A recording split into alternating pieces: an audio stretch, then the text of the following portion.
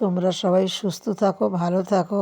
সব সময় ভগবানের কাছে এটাই চাই, আমার সকল বন্ধুদের খুব ভালো রাখো, সুস্থ রাখো। কী কী রান্না করছি আজকে দেখো।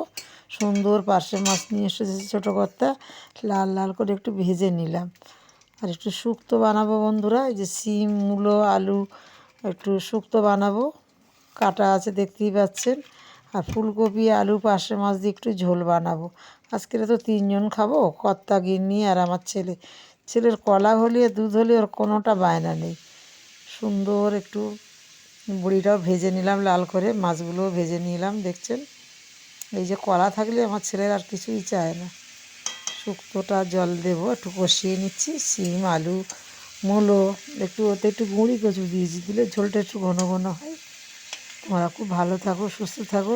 সবসময় আমি এই প্রার্থনা করি গো, সবাই যেন, সবাই আমরা পাশাপাশি, সবার পাশে সবাই থাকি, সবার ভালোবাসায় সবার যেন আমি ভালোবাসতে পারি, এই কামনা করি গো।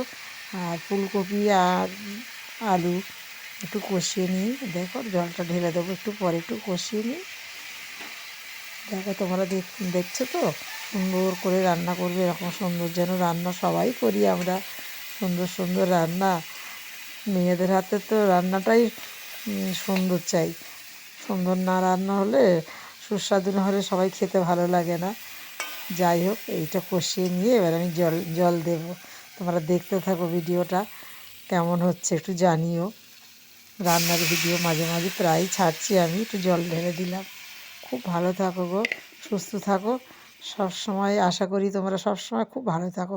টেবিলে ধরে নিয়ে সব গুছিয়ে একটু দেখো শুক্তো, এই যে শুক্তোটা ঢালা আছে। ভাতটা একটু দেখাই, ছোট্ট হাঁড়ি করে ভাত করছি বন্ধুরা। রাত্রি তো কর্তা রুটি খায়, আমিও রুটি খাই।